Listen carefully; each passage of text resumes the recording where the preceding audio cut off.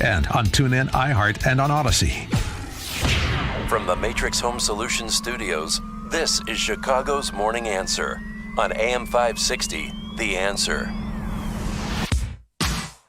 If you're looking for the latest news, insight into what it means, and the sharpest opinion, there's only one station in Chicago where you can turn, and it's this one. We're AM 560, The Answer. Top of the morning, Dan and Amy. People will be talking about this video that was released of a cop confronting of a black woman at North Avenue Beach over her being in a park when the park was closed, and then it becomes physical. Ultimately, both walk away without, injury, but this video is being circulated, including by, I think, an attorney that she's retained, as an example of police brutality of some sort. That's what people in Chicago are going to be talking about, because we have an idiocracy of media and politicians and civic leaders. Yeah, it's a black woman walking her little French bulldog early in the morning, and the beach was closed, and he told her that. And she said, "You need to get away from me, respect my space. COVID, and you're not wearing a mask." And he said, "There's no mask mandate. We're outdoors." Right. That's what the idiocracy is going to be talking about. We're not part of it. I'm just saying people should listen to police and respect officers, and they don't. Yeah, it pisses me off. Right. I remember learning that from Officer Friendly in second grade. But people haven't caught on, Dan. Here's something that's actually happened that undermines the systemic racist argument being advanced by these race hustlers. A combination of the idiocracy and the not idiot new Marxists who have a very specific agenda. A new government report on incarceration. Hispanics are slightly less likely to be jailed than whites. Slightly less likely. This is jails, not prisons. But the disparities have essentially vanished in the last 15 years. The Bureau of Justice Statistics from Department of Justice, non-Hispanic white and Hispanic jail incarceration rates per 100,000 for the years 05, 08, and then 2010 to 2019. So basically to current. And here's something else that runs parallel to this development. From 1997 to 2016, the proportion of police officers who are black, stable. The proportion of police officers who are Hispanic increased by 61%. And so a June Gallup poll this year finds the proportion of Hispanics expressing a lot to a great deal of trust in police was 49%. For whites, it's 56%, so basically within the margin of error. And far greater, 49%, almost twice as much as blacks, 27% of blacks have a great deal of trust in police. Also, Hispanics and whites have about the same likelihood of being a victim of a violent crime, 21 per 1,000 victims of a violent crime. So the declining disparities between non-white Hispanics and Hispanics in terms of incarceration, jail, in terms of police representation, in terms of trust in police. Very interesting. One of the commentators on this blogger notes that the declining disparities between Hispanics and non-Hispanic whites merit reflection. A generation ago, the idea that such disparities would dramatically shrink or even disappear within the justice system would have been naive. And so maybe there's something going on when it comes to violent crime and crime in general in America that has nothing to do with systemic racism and, frankly, very little to do with police. And the combination of the two, the allegation of systemically racist police. Otherwise, how do you explain that? 312-642-5600, turnkey.pro answer line, 64636DA, turnkey.pro text line. That is a important development that should be put to people like Triple Threat, people like her political appointees, including the superintendent du jour, David Brown, politicians where you live running the same racket up in Mount Prospect, where they're more concerned about a patch than they are about public safety. Everywhere. Here's your whole story. Everything is systemic racism. Here's the reality on the ground. Explain it. I'm not going to explain it. I'm just giving you the data. And as men and women of data and science and racial harmony, you tell me what's happening. It's fascinating. The flip side is, of course, what's happening when you have identitarian race hustlers in charge of your local government. That's certainly the case in Seattle, as it is in Chicago. Seattle is under a consent decree, DOJ consent decree.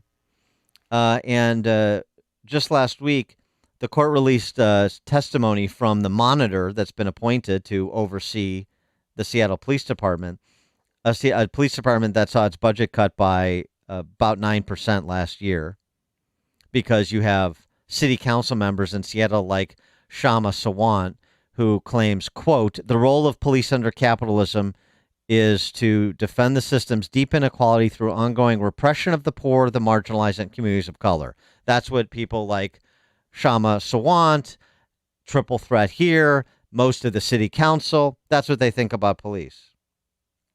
Really? Well, the federal judge and the federal monitor for the Seattle Police Department are coming to different conclusions against the backdrop of 287 Seattle cops who've retired or resigned in the last 18 months. Only 87 new officers have been hired. Shootings are up in Seattle. Murders are up in Seattle, like every other Democrat-controlled mid to major urban center. Who would want that job? Honestly, I wouldn't. And the city council's budget, the observer, the federal overseer, said much of the training, technology, and review systems that were demanded of the consent decree cannot be sustained without the necessary budget and personnel. So even what you say you want to do with police, you can't when you slash the budget by a tenth. The federal judge writes, the city and the mayor and other elected officials and city council need to be constructive, not destructive to progress. I've seen too much of knee-jerk reaction and not enough forethought. We have to be diligent in continuing to reduce bias and disparities, so you understand his perspective, which is important. At the same time, we need to recognize public safety as an imperative for all residents and communities. So his perspective is to be Solomonic in his assessment of the situation, but it's still ultimately critical of the decision that the elected officials in Seattle are making as the city becomes significantly less safe, according to the data. Data. The left loves data that it can manipulate, and it loves to ignore data that it can't. For more on this, pleased to be joined by President of Chicago FOP, John Cantanzara. John, thanks for being with us. Appreciate it. Good morning, Dan and Amy. Well, that's I don't know how much of that our discussion of Seattle we were just having you caught, but that must sound very familiar. We just scaled what they're doing in Seattle here in Chicago.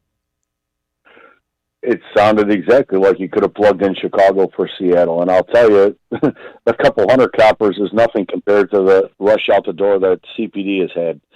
I'm fairly certain the numbers we have are pretty accurate, considering retirements, resignations, lateral transfers, you name it. We're up over 800 so far this year. Well, how many officers are we hiring? Or is the city hiring? Don't laugh. It wouldn't even fill up city council. Right. So, I mean, but so that's 800 out of 12,000 round numbers officers, roughly. I would say it's probably even under. It was under a 12,000 even start with that number. Okay, well, so that's context. Now, give us impact. So, losing 800 officers and not backfilling them in a force of 12,000. What's the impact? Well, it's just less coverage. It's less safe to start with for the officers that are left behind still working. But the neighborhoods are less safe. Some of the more traditional neighborhoods that usually don't have as much manpower as others are at bare bones at this point. But whether it's 10,000 policemen or whether it's 13,000 policemen, without a clear vision at the top of what you are going to tolerate as a civilized society, it doesn't make a damn bit of difference. And it's not just the mayor. It's not just Kim Foxx. It's not just Tim Evans. It's not just probably 26 plus of the aldermen. It's many, many levels of incompetence or just ignorance. I don't know what you want to call it, but this crazy mindset and what happened in Chicago on State Street on Friday night into Saturday is a perfect example of the mindset that is permeating throughout this city, that you can do whatever the hell you want, whenever you want to do it, to whoever you want to do it to, and nothing's going to happen to you. And that video is disgusting. Dan tweeted it out at Dan Proft if people want to see it. But it's so disturbing. Where were the police officers? Well, no. You know what the funny part is, or the ironic part, I guess you would say, was not long after that video, several hours later, the mayor was down there with her wife, dancing like nothing was wrong. Party on State Street, right? Great. What a great place to visit.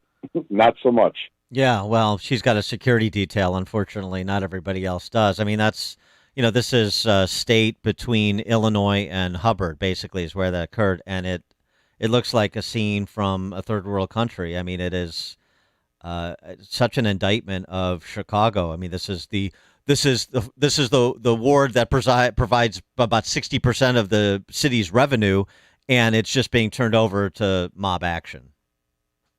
And there should be some aldermen that have to answer for that don't seem to be too concerned with what goes on in downtown Chicago. Uh-huh. I mean, that is Hopkins and Riley. I'm sorry, but they just don't want to do anything about it. They're burying their head in the sand and hoping it goes away. They should be held responsible. The voters should vote them both out of office at this rate, because neither one of them are doing anything to make Chicago downtown any better. We have this conversation now in the wake of what's happened in Afghanistan about senior military leadership, and I think we've talked about it, but I think it bears more discussion. Senior leadership of the police department, the first deputy that really runs the department, for example, and the other senior leadership of the police department, the appointees, and whether or not those in charge of the day-to-day of the CPD are qualified, frankly. I mean, have the requisite experience, as patrolmen, and are enjoying the trust and confidence of the rank and file that they direct.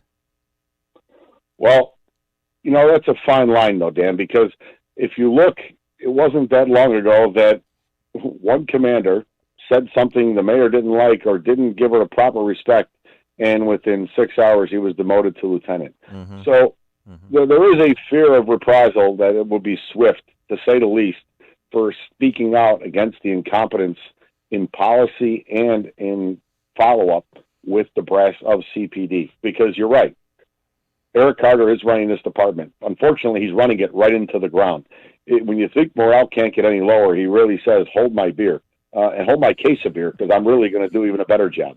He is that incompetent at what he is doing, and it is going to take years to unwind the mess that he has created. Shame on everybody else who is sitting silent, letting it happen, though. Well, in terms of more controversy with police and more antagonism between police and civilian politicians, vax mandate. How does that go down with Chicago police officers? Well, I don't think the city anticipated a united front with the FOP, the Sergeants, Lieutenants, and Captains Associations, and that's just the beginning of the united front to fight this mandate. Again, there is nothing commonsensical about a mandate for a vaccine that we haven't had an officer, thankfully, die in the last 10 months So why all of a sudden now is this mandated vaccine such an urgent need when the vaccine has been around since December?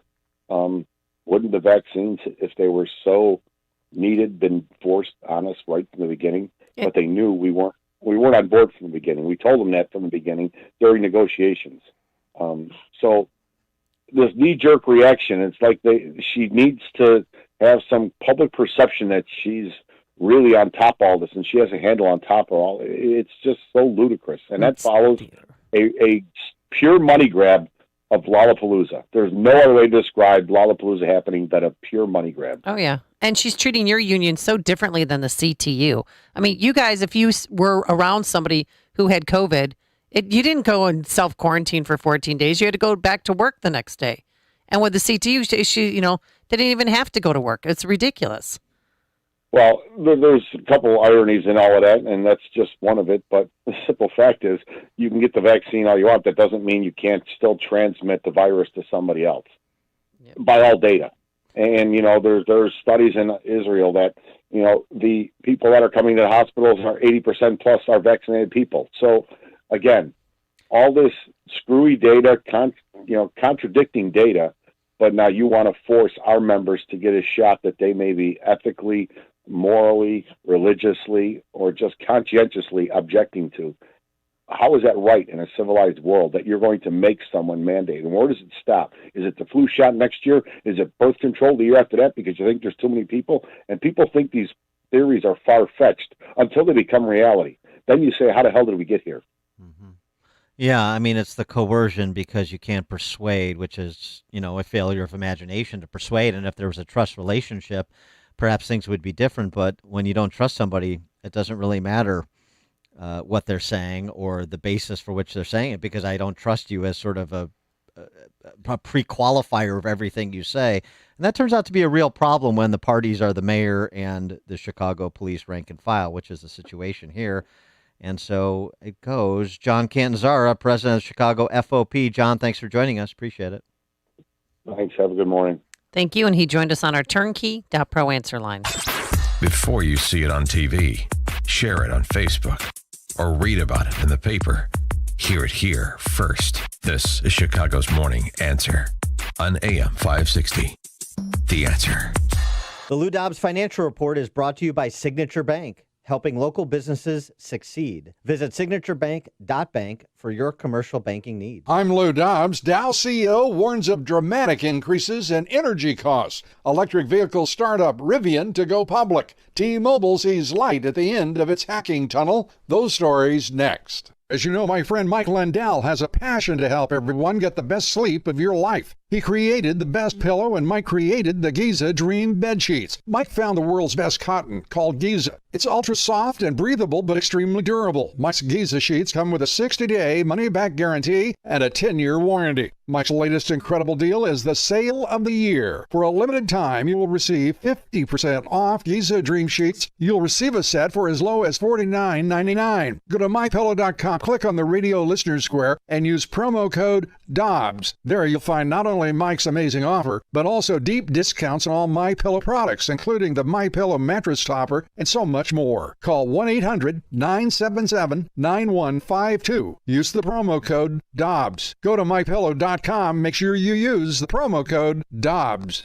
Dow Chemical CEO Jim Fitterling is warning that Biden administration proposals for zero carbon emissions could dramatically increase the cost of energy for Americans in the future. T-Mobile says it's finally notified the last of its 50 million account holders